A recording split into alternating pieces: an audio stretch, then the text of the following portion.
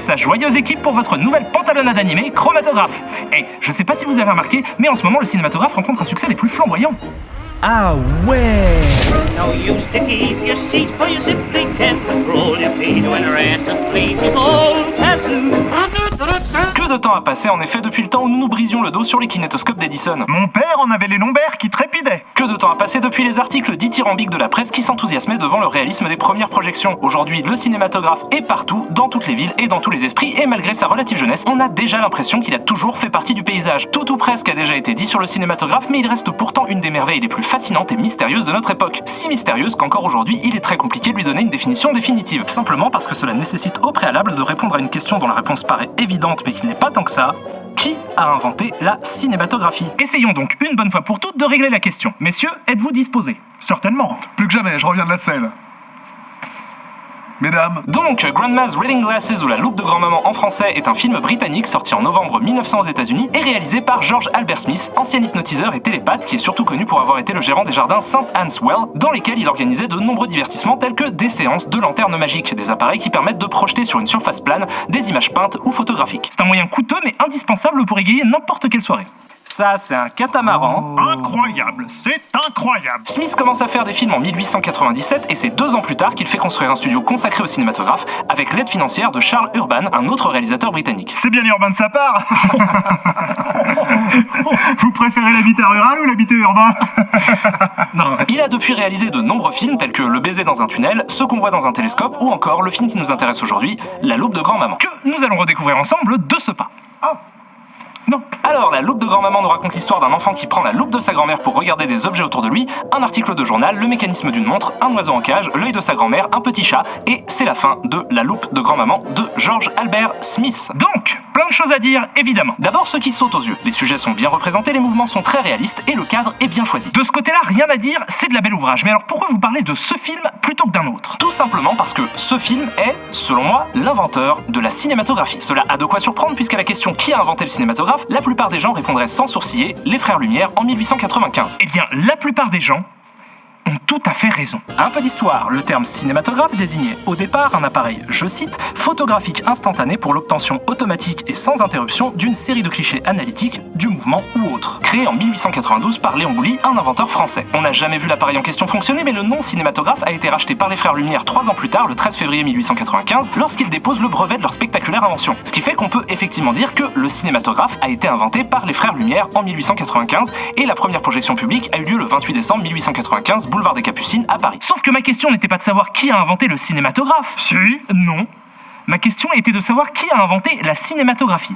Ah. Et oui, puisqu'il y a bien sûr une différence entre l'appareil, le cinématographe, et l'art de faire des films, la cinématographie. La question naturelle qui vient maintenant est donc, dans l'immensité des vues que nous propose le cinématographe, qu'est-ce qui relève de la cinématographie? Georges Méliès, fantastique réalisateur malheureusement tombé dans l'oubli, classifiait déjà en 1907 les différents types de vues proposées par le cinématographe. Il avait trouvé 4 catégories. Les vues de plein air, qui reproduisent les scènes de la vie usuelle, les vues scientifiques, qui reproduisent le mouvement dans le but de l'étudier, les vues à sujet composé, où les actions sont préparées, comme au théâtre, et enfin, les vues dites à transformation ou vues fantastiques qui utilisent des trucages. Et de ces 4 catégories, il est indéniable que l'une d'elles rencontre un succès stupéfiant et sans commune mesure avec celui des autres. Puisqu'aujourd'hui, le gros de la production cinématographique et les films qui font le plus se déplacer les foules sont des sujets composés. Il est donc légitime de considérer ces vues comme celles qui sont le plus représentatives de ce que pourrait être un art cinématographique. Il serait alors simple de trouver quelle est la date de naissance de la cinématographie. Ce serait celle de la sortie de la première vue à sujet composé. Sauf que les choses ne sont pas aussi simples. Parce qu'au début du cinématographe, les vues à sujet composé se confondent régulièrement avec les vues de plein air, les deux pouvant être visuellement similaires. Par exemple, la sortie des usines lumière, que tout le monde comprend comme une vue de plein air, est en réalité une vue à sujet composé où l'action a été préparée avant d'être jouée. Et lorsque les vues à sujet composé étaient faites d'un point de vue unique, comme le simple enregistrement d'une activité théâtrale, la qualité artistique de l'œuvre ne dépendait que du sujet filmé par le cinématographe. Mais à partir de La loupe de grand-maman, qui est le premier film à proposer une alternance de point de vue dans une unité de lieu,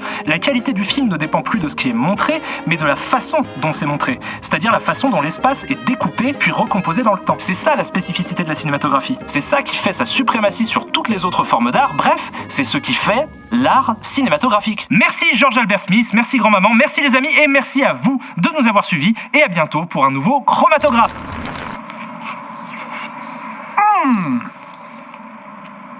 C'est une succulence. Quel est son patronyme? Je sais pas, j'ai pas encore réfléchi. Et là, c'était... pas très très intéressant. J'ai rien compris. Ouais, c'était effectivement assez nul. Et je sais pas en quoi c'est censé nous apporter une solution. C'était pas censé nous apporter une solution. C'était censé nous donner une impulsion. Maintenant, il faut que vous parliez d'un film. Ok, lequel? C'est comme vous voulez. Moi j'ai une idée.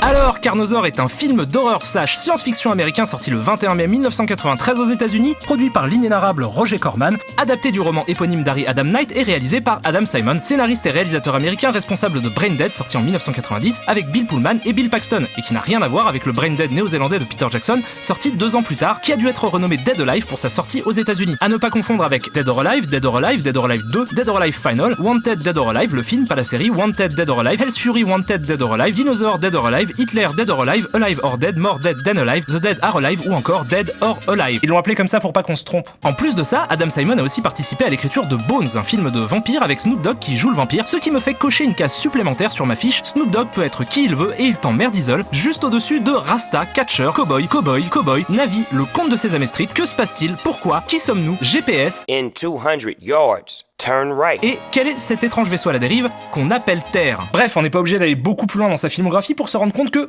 les films d'Adam Simon ne sont pas vraiment rentrés dans l'histoire. Par contre, on se souvient volontiers de lui pour les quelques caméos qu'il fera dans des films d'autres réalisateurs, comme là, dans le fantastique The Player de Robert Altman, et parce qu'il a, et c'est assez rare, inspiré un archétype de personnage, celui du producteur ou réalisateur de films qui galère à Hollywood, dont vous pouvez voir un exemple dans le personnage interprété par Justin Theroux dans le sublime Mulholland Drive de David Lynch, que tout le monde vous a déjà recommandé 1000 fois et que je vous recommande à mon tour une 1001e fois. Mais il est temps d'arrêter de tourner autour du pot. Tourner autour du pot, putain, je viens de comprendre le sens de l'expression et c'est dégueulasse en fait. Ah, je déteste les fleurs. Mais il est temps d'arrêter de tergiverser comme des gros tas de merde et de regarder dans les yeux l'horreur avec un grand O. H.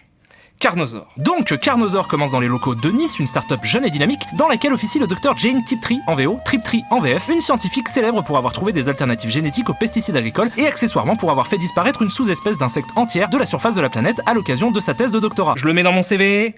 Je le mets pas dans mon CV. Ce qui, évidemment, lui attire l'inimitié de tout un tas de militants écologistes et l'attention du gouvernement qui garde un œil sur elle et sur ses activités du moment dans un bureau qui respire la bienveillance. Des activités qui consistent principalement, et c'est ce sur quoi va reposer toute l'intrigue du film, à essayer de recréer des dinosaures. Pourquoi? On verra plus tard. Comment? C'est la question que je vous pose. Voyage dans le temps pour aller chercher des bébés dinos? Plus con. Voyage dans le temps pour aller chercher Shirley et Dino? Encore plus con. Des poulets. Des poulets. Des poulets. Des poulets. Non mais c'est pas si fou que ça. Hein. Des poulets à qui on a injecté de l'ADN d'autres animaux pour en faire des dinosaures.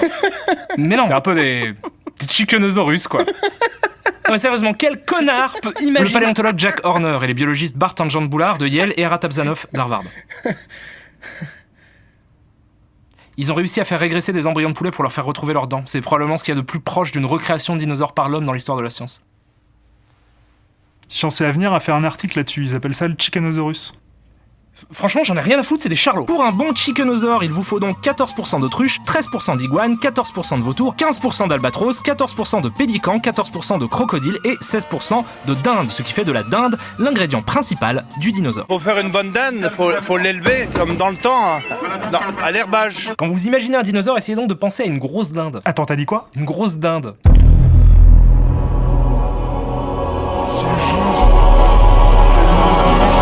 Bref, l'idée de Tiptree est de recréer des dinosaures, et évidemment, de telles manipulations génétiques ne sont pas sans conséquences. La principale étant... la recréation de dinosaures. Et très vite, un des poulets génétiquement modifiés pond un œuf anormalement gros, d'où sort donc un dinosaure extrêmement agressif avec d'une part les autres poulets, et d'autre part les employés de Purex, élevage de poulets. Purex, élevage de poulets. Et célèbre fabricant de cadottes. De quoi? Des réservatifs. C'est pour mettre sur des dénisses. Hein? Des bites. T'es flippant. Que le bébé dinosaure attaque avec la fureur d'un petit chien. Parce que c'est très clairement un petit chien. J'adore ce film. Eh ben, pour l'instant, moi aussi, aléatoire personnage bourré, ça nous fait un point en commun. Je préfère une bonne bouteille à une lobotomie totale. Ah, mais comme moi! Toi aussi t'as des lunettes de soleil qui apparaissent et disparaissent aléatoirement? C'est comme si on était frères! Non, bon, en fait, ce personnage qui s'appelle Doc travaille comme gardien pour Eunice. Et un soir, dérangé dans ses activités quotidiennes par des bruits étranges, il arrive à capturer Troche, une militante écolo qui s'inquiète du tripatouillage génétique du docteur Tiptree. Elle réussit malgré tout à s'échapper en profitant de l'alcoolisme de son geôlier. Il est sous. Il est bleu. Et sympathise avec ce dernier le lendemain quand il refuse de la poucave au shérif de la ville. Ce qui fait de lui, ma foi, un chic type, un brave gars et le héros par défaut du film parce qu'on fait ce qu'on peut avec ce qu'on a et quand tout ce qu'on a c'est un gardien de nuit alcoolique avec un tractopelle, on lui enfile mitaine et bandana et roule ma poule, on a un couple de gentils sans saveur. Pendant ce temps, une bande de cool kids joue aux Smashing Pumpkins dans une jeep au milieu de la pampa et échange une mort rapide et spectaculaire. Merde! On a failli bouffer du caillou, les copains. Contre une mort lente et douloureuse dévorée par un poulet mutant pendant une pause pipi d'une élégance rare. Vous comprenez, l'heure est grave. N'importe quoi. Puisque désormais, n'importe qui peut se faire bouffer par un poulet mutant en liberté. Essayez de prononcer cette phrase sérieusement, vous allez voir, c'est pas évident. Et malheureusement, nous n'avons à opposer à cette insoutenable violence aviaire que des héros à la compétence toute relative. Dévoré, dévoré. Il a dit qu'il va être dévoré. Il a dit quoi? Il délire, ça doit être la souffrance. Oui, la souffrance qui vient de son corps, qui a visiblement été dévoré. Bref, c'est la merde, des personnages se font déchiqueter dans tous les sens et on apprend que le docteur Friperie est en fait une grande malade qui non seulement veut recréer des dinosaures, mais en plus en a déjà un à qui elle donne ses employés en pâture.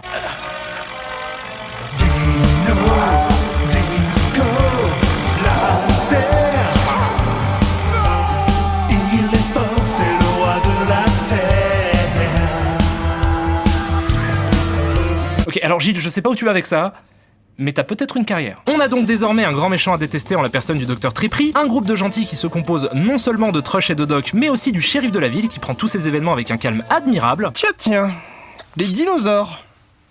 Dans mes œufs. Et un petit tas de personnages secondaires qui serviront de chair à mâchoire, tels que lui, interprété par Clint, la mort en espagnol Howard, le frère de Ron Howard, qui se balade dans une batterie de poulets en mangeant du poulet et se fait tuer par un dino-poulet. C'est la situation classique de l'arroseur arrosé. Tiens d'ailleurs Rosé, il faut pas que t'oublies de te mettre un peu de pommade de temps en temps quand même. C'est même pas une rougeur, ça va partir tout seul. Et il faut croire que ce spectaculaire torrent d'entrailles et de grimaces ne suffit pas pour éponger la soif du docteur Trip, qui lance donc la deuxième phase de son plan diabolique, car oui, il y a une deuxième phase qui consiste à... Accrochez-vous.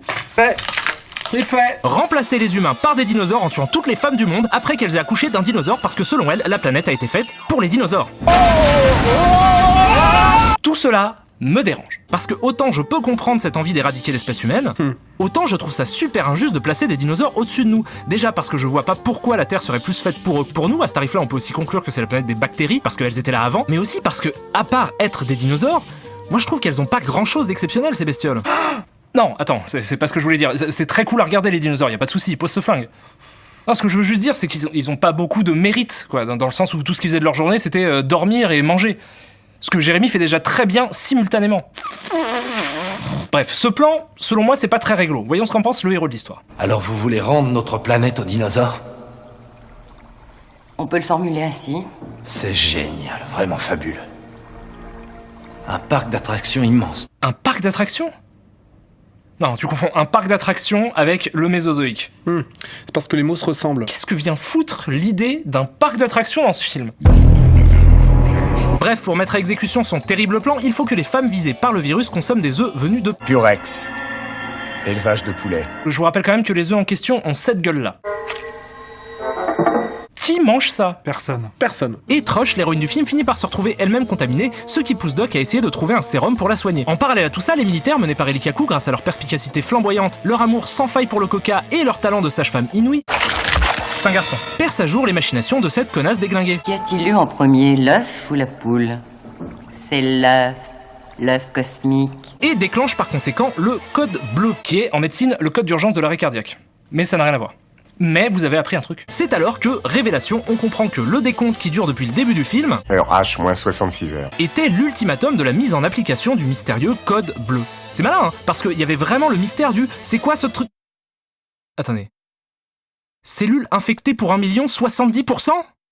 Ça fait beaucoup. Short de longue histoire, comme disent les Américains, tout cela nous amène très bientôt à la fin du film, évidemment, mais entre-temps, on a quand même droit au docteur Crêperie qui se sacrifie pour donner naissance à un autre dino...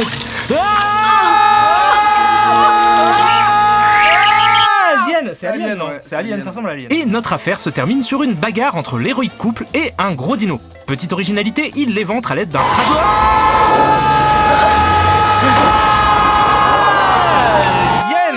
Aliens. Oui. Les gentils gagnent, le dino est vaincu, le méchant du film gît dans une mare de son propre sang, et Doc réussit à contacter des secours qui arrivent en un rien de temps. Eh ben je crois qu'on a tous appris quelque chose ensemble aujourd'hui. On a appris que, quels que soient les problèmes qu'on rencontre dans la vie, quelles que soient les embûches que l'existence place sur notre chemin avec l'ironie nihiliste d'un enfant pervers qui arrache les ailes des mouches, que ce soit un caillou dans la chaussure ou un terrible virus qui tue toutes les femmes du monde après qu'elles aient accouché d'un dinosaure poulet, on pourra toujours compter sur des autorités compétentes qui mettront leur vie en danger pour nous venir en aide. Oh toi, symbole d'un monde plus sûr, œil bienveillant, abri de lumière, pose sur nos épaules tremblantes d'inquiétude ta main de sérénité et qu'à jamais brille ton cœur de diamant sous le plastique d'or de ta combinaison anti-contamination.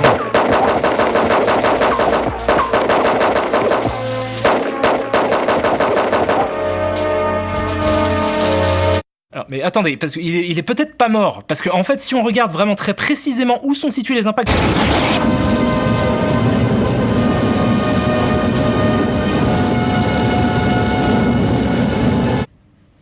Ok, reste-t-il un peu d'espoir à quelqu'un?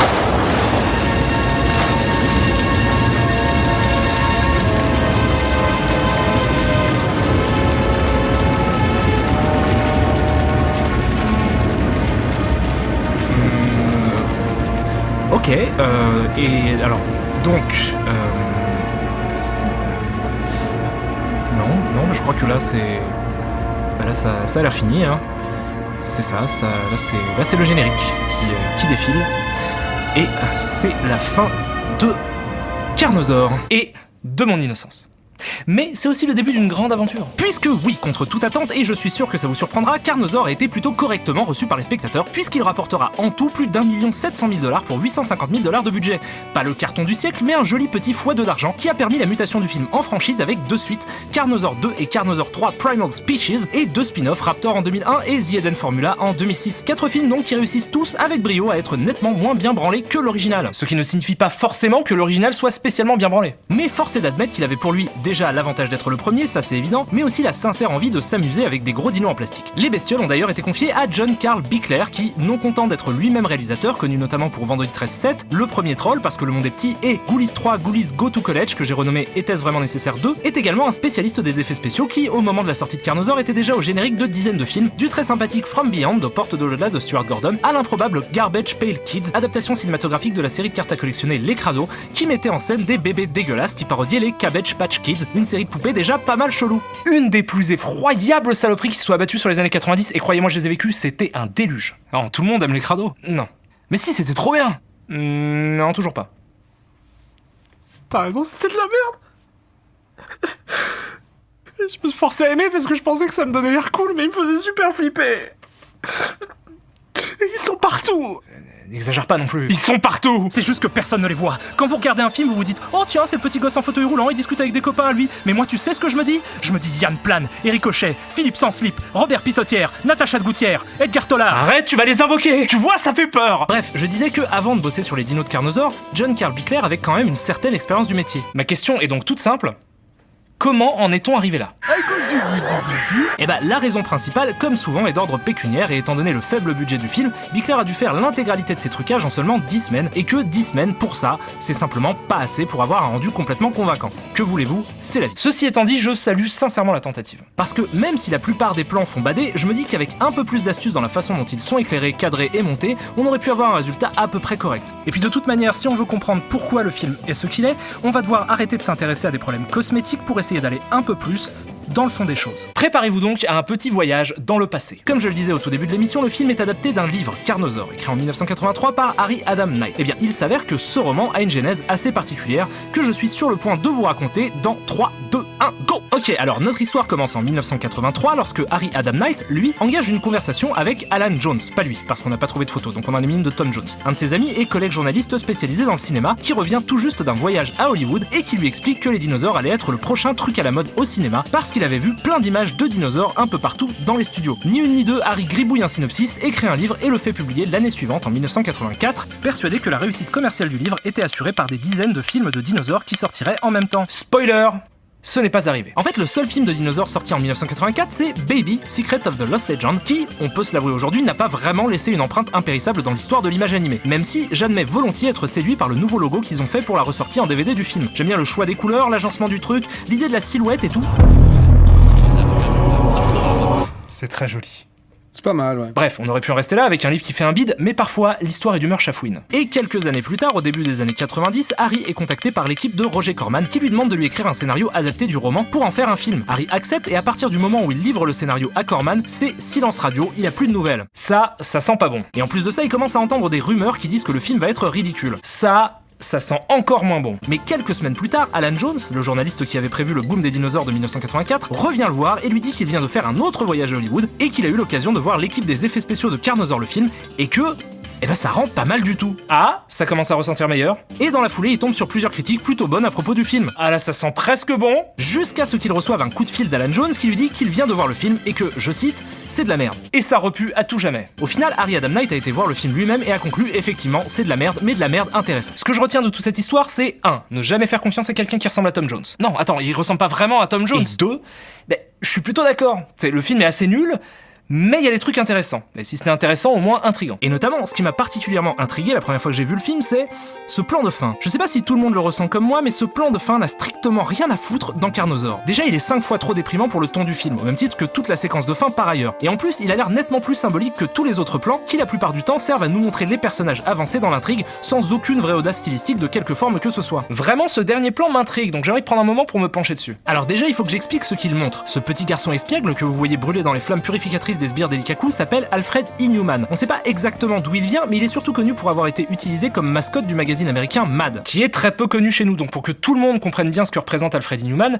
je vais vous expliquer d'où il vient. En 1947, le jeune William Gaines hérite de EC Comics, la maison d'édition de bande dessinée de son père, mort dans un accident de bateau. La maison d'édition publie à l'origine des bandes dessinées éducatives pour les petits, et William Gaines décide de changer cette politique pour s'orienter vers un public adolescent, et commence donc à publier tout un tas de comics d'horreur et de science-fiction qui, non content d'être toujours super cool à lire aujourd'hui, rencontrent à l'époque un franc succès auprès de la jeunesse. Ce qui est souvent mauvais signe. Quelques années plus tard, en 1954, le psychiatre Frédéric Wertham publie le livre Seduction of the Innocent, qui est consacré à l'idée que les comics sont nocifs pour la jeunesse. Pire, qu'ils sont une importante cause de délinquance juvénile. En 2010, les sources qu'il a utilisées comme base à son livre ont été rendues publiques et on a pu se rendre compte qu'il avait manipulé, exagéré, falsifié des données pour prouver la dangerosité des bandes dessinées. Mais à l'époque, le livre a fait un peu de bruit, suffisamment pour être utilisé par le récemment créé sous-comité sénatorial des États-Unis sur la délinquance juvénile, qui s'en est servi comme argument pour attirer l'attention sur les dangers supposés des comics. Et ça a marché, puisque le battage médiatique autour du sujet a forcé l'industrie à s'auto-censurer en créant le CCA pour Comics Code Authority. Le principe est très simple, avant de sortir votre BD, vous devez la faire lire par un comité qui décide si oui ou non elle est conforme à un certain nombre de règles.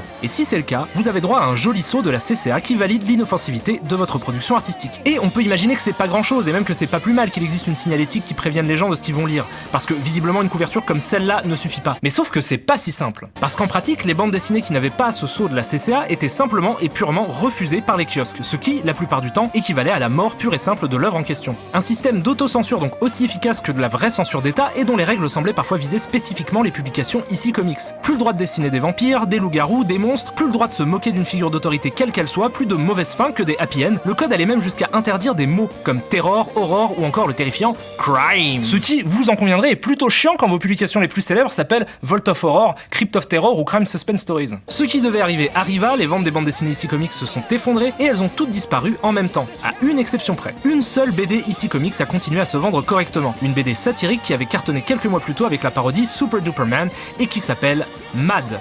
Et qui s'appelle Ryo Loco en la Cabeza, qui à l'époque donc était une bande dessinée, et dans le but de conserver son indépendance et d'échapper à la CCA, elle a été transformée en magazine, puisque la CCA ne concernait que les comics. Et c'est ainsi qu'est né le magazine Mad. Ce qu'il faut bien comprendre, c'est que depuis, Mad est devenu une institution, rencontrant un immense succès outre-Atlantique pour son irrévérence. Pour la blague, là vous pouvez voir une photo de George Bush qui tient un numéro de Mad qui contient les 20 trucs les plus cons de l'année 1999, dont il fait lui-même partie. Le magazine a eu un impact gigantesque sur un paquet d'artistes américains, et même en France, des magazines comme Fluide Glacial s'en sont inspirés. Et tout ce que je viens de vous raconter, cette lutte contre la censure, cette irrévérence face à l'autorité, est contenu symboliquement dans le visage d'Alfred Inhuman, qui brûle à la fin de Carnosaur. La question logique est donc, pourquoi ce visage brûle-t-il à la fin de Carnosaur? Et avant de poursuivre, je préfère vous prévenir que ce que je vais dire tient de l'interprétation personnelle et que j'ai aucune source qui me prouve que c'est vrai. J'ai toujours imaginé que, à un certain degré, tous les films parlent un peu de cinéma. Ce que je me dis, c'est que les films sont faits par des gens qui font des films.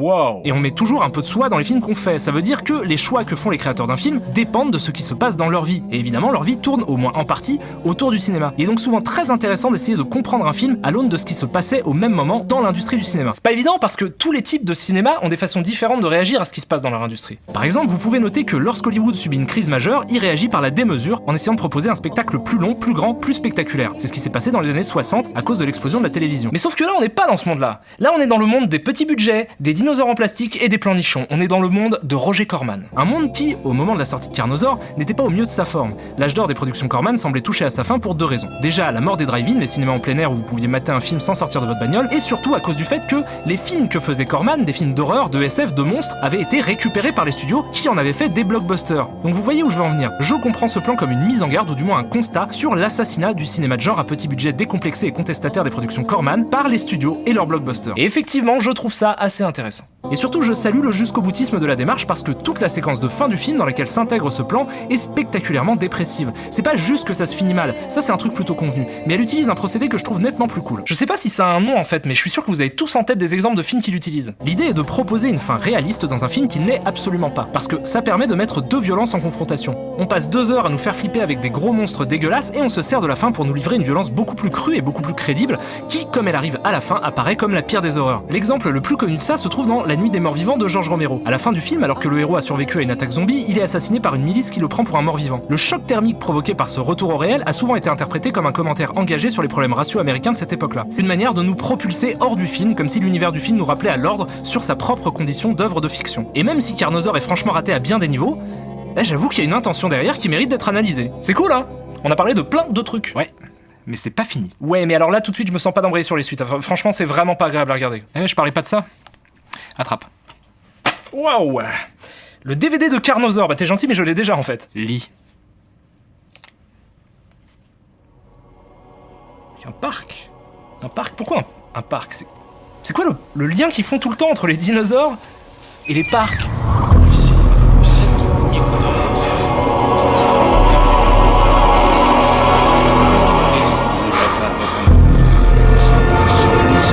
Jurassic Park.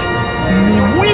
Jurassic Park. C'est un plagiat de Jurassic Park. Alors, oui, mais pas que. Car, comme tu peux le constater, le film est sorti le 21 mai 1993 aux États-Unis, soit pratiquement 3 semaines avant Jurassic Park, qui lui est sorti le 9 juin 1993. Ah donc c'est pas un plagiat? Si. Parce que si on se penche un peu plus sur les dates, on constate que le tournage de Carnosaur commence le 30 novembre 1992, soit le dernier jour de tournage de Jurassic Park. Et c'est pour ça que Corman a voulu adapter le livre. Ça lui a donné une base pour coiffer Jurassic Park au poteau en profitant de sa hype. J'en veux pour preuve le choix de caster Diane Ladd dans un rôle important, la mère de Laura Dern qui joue le docteur Eddie Sattler dans Jurassic Park. Ça, c'est une démarche qu'on peut critiquer, mais force est de constater que c'est aussi un gros doigt d'honneur au studio. Mais c'est quoi ce truc de finir les phrases des gens? Vous avez été élevé par des porcs ou quoi? Mais effectivement, je pense que le film contient un doigt d'honneur au studio, doublé d'un constat amer sur sa propre mort, ce qui en fait un film crépusculaire et assez désespéré, comme le dernier rot ensanglanté d'un système qui agonise. Et quoi de mieux qu'une histoire qui tourne autour de la fin de l'espèce pour illustrer ça? Je sais pas. L'histoire a choisi de retenir Jurassic Park et d'oublier Carnosaur, sûrement parce que l'un est fantastiquement bien fait et que l'autre ressemble à Carnosaur, mais je pense que les deux films offrent des perspectives différentes sur la situation du cinéma de leur époque. Dans Jurassic Park, le personnage de John Hammond représente selon moi l'enthousiasme de Spielberg à l'idée de pouvoir offrir des spectacles plus vrais que nature aux spectateurs. Ainsi, il peut incarner son émerveillement initial et les doutes qu'il ressent au moment où il est dépassé par sa propre création. Et devant Carnosaur, on a un autre discours qui illustre un autre point de vue et qui sert un autre objectif. Ça en fait pas un film réussi pour autant, mais ça en fait un intéressant objet de réflexion. Et devine quoi, selon moi, c'est le cas de tous les films. Comprendre l'histoire du cinéma comme une succession de réalisateurs importants qui inventent des choses importantes dans des films importants est une immense erreur. Que ces grands films servent de repères qui nous permettent de nous situer, ok, mais considérer que ce sont ces films qui constituent l'histoire du cinéma est complètement irréaliste. Déjà parce que ça nous fait tous passer à côté de films négligés qui disparaissent dans l'oubli, mais surtout parce que ça donne une vision biaisée de ce qu'est le cinéma. Ça donne l'impression que les choses changent par à-coup. Mais en vrai, c'est pas que les choses changent au cinéma, c'est que tout est tout le temps en train de changer. Et essayer de trouver sa date de naissance est absurde simplement parce que ça part de l'idée qu'il en a une. Or, selon moi, le cinéma n'est jamais né. Il est juste un échantillon d'un très long continuum de pensée humaine qui a toujours eu pour objectif de reproduire du mouvement. Et on retrouve des traces de ça aussi bien dans le cinématographe des Frères Lumière en 1895, dans les travaux de Muybridge 15 ans avant, et on pourrait remonter comme ça jusqu'au thaumatrope préhistorique ou aux premières narrations graphiques de la grotte de Chauvet qui datent de plusieurs dizaines de milliers d'années avant Jésus-Christ. Ce que je dis, c'est que donner une date de naissance au cinéma, et donc en conclure une définition, consiste en réalité à échantillonner un flux de pensée qui traverse l'histoire de l'humanité. Et ce processus a toujours été fait à partir de jugement de valeur. On a 2 cases, bon film et mauvais film, on trouve des points communs entre ceux qui sont dans la case bon film, et à partir de ça, on établit une théorie sur ce qu'est le cinéma. Le problème, c'est que même s'il existe un bon goût absolu, ces critères sont forcément arbitraires. Tu m'as perdu, Haro ensanglanté. En fait, essaye d'imaginer le cinéma comme de la couleur. Imagine que chaque film est une nuance de couleur. On a tous nos couleurs préférées, et parfois on aimerait sûrement que notre monde ne soit fait que de cette couleur. Mais il y a un moment où il faut commencer à admettre que ce serait n'importe quoi. Tu veux une preuve? Cette photo. Oh putain! Ouais, c'est chaud. Mais une couleur, c'est pas une chose physique posée sur des objets, c'est une sensation. Une sensation qui naît dans la perception humaine. Pour que l'expérience du film existe, il faut ce que l'équipe du film propose, ce que notre œil reçoit et ce que notre cerveau comprend. Et c'est cette somme qui constitue le film, et sur laquelle nous appliquons un jugement ou une critique. Mais ce corpus de films auquel on choisit de donner de l'attention n'a pas vraiment d'importance, parce que tant qu'on parle d'un film, on parle de cinéma. Et si on parle de cinéma, on fait vivre le cinéma. Tout le cinéma. Et ça inclut les films qu'on déteste. Leur plan est niqué depuis le début, parce qu'il contient sa propre mort. Carnosaur est l'œuvre d'un pseudonyme. Harry Adam Knight s'appelle en réalité John Brosnan. Mais s'intéresser à ce film-là te fera forcément rebondir sur autre chose. Tant qu'il y aura des gens pour voir des films et en parler, quels que soient les films en question, le cinéma continuera à exister de la plus infecte mère de chef-d'œuvre ultime et... Eh ben tout le monde gagne. Mais si tout le monde gagne, personne ne perd. Bingo. Donc on a gagné. Tringo. Cool. On fait une boum. Allez.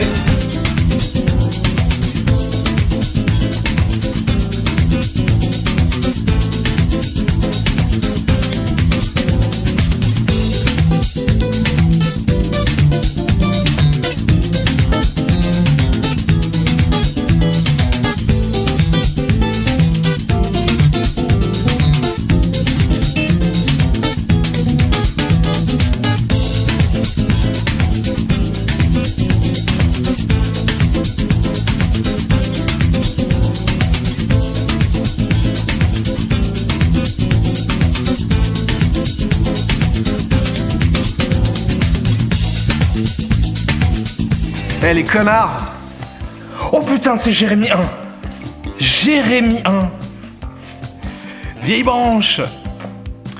Bon, j'ai été envoyé par notre grand maître... Splinter. Non, notre grand maître... Non. Ça n'a pas d'importance. Parce que aujourd'hui j'ai compris des trucs. J'ai compris des trucs sur les héros ensanglantés et le kaku. Quoi? C'est pas ça ce que je voulais dire, c'était... J'ai un cadeau pour toi. Si. Ouais, donne ta main. Parce que j'ai réfléchi, en fait, il n'y a pas de raison de se prendre la tête pour des affaires de genre ah, j'aime pas ce film-ci, j'aime pas ce film-là.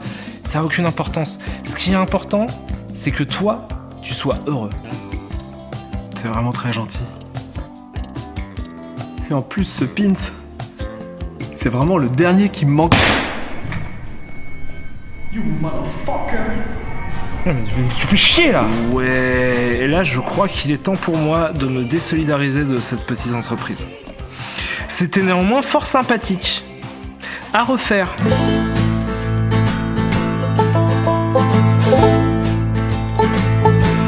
Well, I've been wandering through these hills, and I ain't got no more pills, and the mean old wind won't blow no luck my way. And the world has made me strong, but it can't contain me long, for I got a mind to make these bastards pay.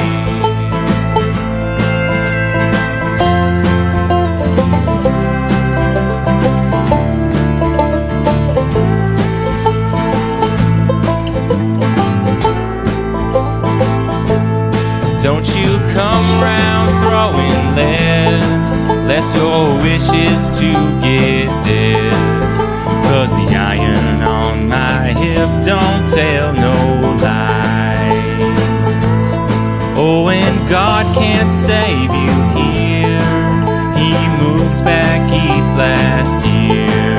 Yeah, the dust will swallow up your mournful cries. This here is hard country. If you don't take these words to heart,